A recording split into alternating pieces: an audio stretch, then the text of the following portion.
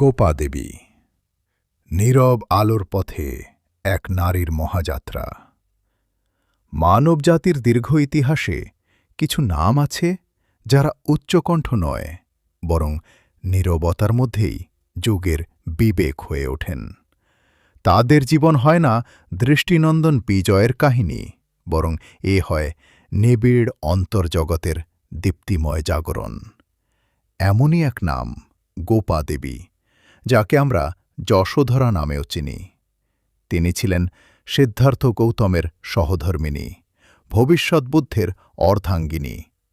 কিন্তু তার জীবনকে শুধুই বুদ্ধের স্ত্রী হিসেবে দেখা অনুচিত, কারণ তার নিজস্ব আধ্যাত্মিক যাত্রা, তার ধৈর্য, তার নীরব ত্যাগ সবই তাকে আলোকোজ্জ্বল এক সাধিকায় পরিণত করেছে। কপিলাবস্তু নগরীতে রাজকীয় ঐশ্বর্যের মাঝেই তার শৈশব ও কৈশোর অতিবাহিত হয়।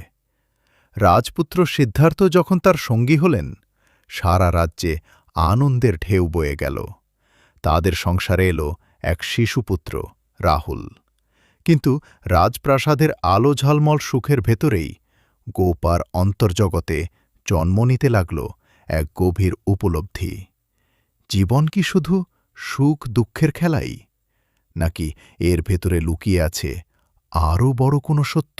এ প্রশ্নের উত্তর খোঁজার আগেই একদিন মধ্যরাতে ঘটে গেল ইতিহাসের এক মর্মস্পর্শী অধ্যায়। সিদ্ধার্থ নিঃশব্দে গৃহত্যাগ করলেন জ্ঞান অন্বেষণের জন্য, মানবের দুঃখের অন্তিম কারণ খুঁজে বের করার জন্য। গোপা জানালার পাশে দাঁড়িয়ে নীরবে অনুভব করলেন জীবনের বিরাট এক অধ্যায় যেন তার বুকের ভেতর দিয়ে বয়ে গেল। কিন্তু তিনি ভেঙে পড়লেন না, চোখের জলকে শক্ত হৃদয়ে ধারণ করে রাখলেন। কারণ তিনি জানতেন এ গমন কোনো পালিয়ে যাওয়া নয়, এটি এক মহা গন্তব্যের দিকে যাত্রা। বছর গড়িয়ে গেল। রাজপ্রাসাদের উজ্জ্বলতা যেমন ছিল, তেমনি ছিল তার নিঃসঙ্গ হৃদয়। কিন্তু তার নিঃসঙ্গতা ছিল না হতাশার, বরং তা ছিল ধ্যানমগ্ন নারীত্বের এক নিঃশব্দ যজ্ঞ। তিনি খ্যাতি, অলঙ্কার, আয়োজন এসব থেকে নিজেকে ধীরে ধীরে সরিয়ে নিতে শুরু করলেন, যেন নিজের অন্তরের আলোকবিন্দুটিকে বড় করে দেখতে চাইলেন তিনি। গোপা দেবী নিজের মনকে প্রশ্ন করতেন, যে মানুষটি শুধু আমার স্বামী নন, বরং অসংখ্য প্রাণের মুক্তির পথ প্রদর্শক হতে যাচ্ছেন, তার সাফল্যে আমার ভূমিকা কি?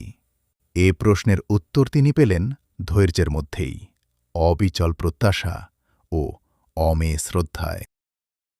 বহু বছর পর যখন সিদ্ধার্থ জ্ঞান লাভ করে বুদ্ধ হয়ে কপিলাবস্তুতে ফিরলেন, তখন সবাই তাকে অভ্যর্থনা জানাতে এগিয়ে গেল।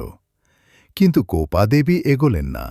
তিনি নীরবে নিজের কক্ষে বসে রইলেন, কারণ তিনি বুঝেছিলেন এ সাক্ষাৎ আর রাজা রানীর সাক্ষাৎ নয়, এ আরাধক ও আরাধ্যের নিঃশব্দ মিলন। শেষ পর্যন্ত বুদ্ধ স্বয়ং তার কাছে এলেন। সেই মুহূর্তটি ছিল না অভিযোগের, না অপমানের, বরং ছিল দুজন আলোকিত আত্মার অন্তর্দৃষ্টি বিনিময়ের এক নীরব মিলন। গোপাদেবী তার অনুভূতির সবটুকু চাপা রেখে শুধু একটিই কথা হৃদয়ে বলেছিলেন, আমি বুঝেছি তোমার পথ, আমিও সেই পথেই চলতে চাই। পরবর্তীতে মহাপ্রজাপতি গৌতমের নেতৃত্বে যখন নারীদের জন্য ভিক্ষুণী সংঘ প্রতিষ্ঠিত হল, তখনই গোপা দেবী নিজেকে সম্পূর্ণভাবে উৎসর্গ করলেন সাধনার পথে। যে নারীর জীবন শুরু হয়েছিল রাজার প্রাসাদে, তার পরিণতি দাঁড়াল বস্ত্রখণ্ড পরিহিত এক সন্ন্যাসিনীর জীবনব্রতে। কিন্তু তার মুখে কোনো অভিমান ছিল না, ছিল প্রশান্তির হাসি। এই হাসি ছিল উপলব্ধির হাসি, যে হাসিতে অহংকার গলে যায়, মোহ ঝরে পড়ে, আর আত্মা মুক্ত আকাশের দিকে উড়তে শেখে। পালি বৌদ্ধ ঐতিহ্যে বলা হয়, গোপা দেবী অবশেষে আরোহত্ব লাভ করেন, অর্থাৎ জন্ম মৃত্যুর বন্ধন, লোভ, দেশ, মোহের অন্ধকার সব কিছুকে অতিক্রম করে পৌঁছে যান মুক্তির সুধাসম সীমানায়। তার নিঃশব্দ জীবন হয়ে ওঠে মহত্বের জীবন্ত অনুষঙ্গ। এ যেন ছিল নারীর জয়, কিন্তু কোনো সামাজিক প্রতিযোগিতা বা আধিপত্যের জয় নয়, বরং আত্মার জাগরণের বিজয়। তিনি প্রমাণ করলেন আধ্যাত্মিক মুক্তি কোনো লিঙ্গের সীমায় আবদ্ধ নয়, তা মানুষের অন্তরের পথেই অর্জিত হয়। আমরা তাকে শুধু রাহুলের মা কিংবা বুদ্ধের স্ত্রী বলে মনে রাখলে ভুল করব। তিনি ছিলেন এক নীরব সাধিকা, যিনি ত্যাগ, ধৈর্য, উপলব্ধি আর ভালোবাসাকে এক সূত্রে গেঁথে নিজের জীবনকে অনন্য করেছেন। তার ভালোবাসা ছিল শুধু সংসার সীমাবদ্ধ নয়, তা ছিল মহত্বের প্রতি নিবেদিত এক অনন্ত ভক্তি।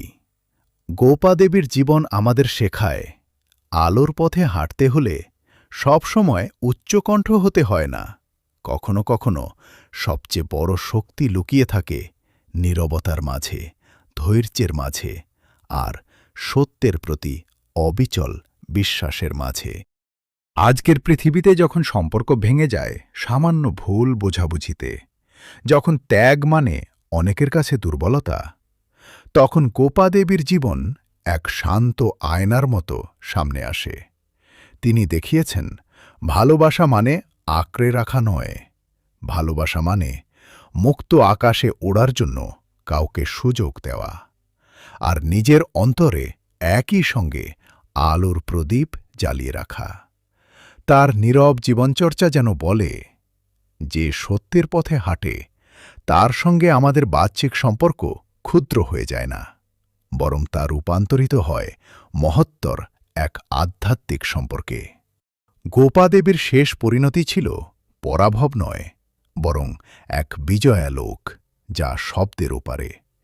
তিনি নিজেকে ভেঙে গড়ে তুলেছেন, সংসারের সীমা অতিক্রম করে আত্মার বিশালতায় পৌঁছেছেন। তার জীবন তাই শুধু ঐতিহাসিক নয়, গভীরভাবে মানবিক ও আধ্যাত্মিক।